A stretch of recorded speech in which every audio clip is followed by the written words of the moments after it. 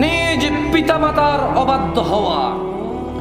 যে মা তোমাকে কিছু বললে তুমি পরোয়া করো না, যে বাবার কথা তোমার কাছে 5 পয়সার দাম নেই, যেই বাবা মা একটা ঘরে পড়ে আছে, তোমার কে কে এসেছে তাদের নিয়ে ব্যস্ত, তুমি গান শুনছো, বৃদ্ধ মানুষ ঘরে পড়ে আছে, ঘুমাতে পারছে না, তোমার মেহমানদারি হচ্ছে ওখানে গান বাজনা দিয়ে।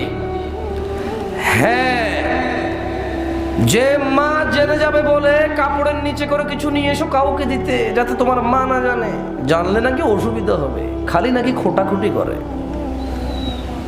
হ্যাঁ, যাকে তুমি বলছো আরে মা চুপ করেন না, আপনি বেশি কথা বলেন, এমন সবকিছু মানে এটি আগের যুগ নাই, এখন শেষ।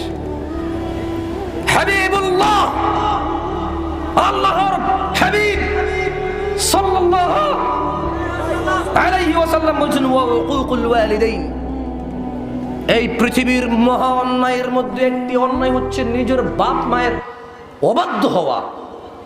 পৃথিবীর মহা অন্যায়ের মধ্যে একটা।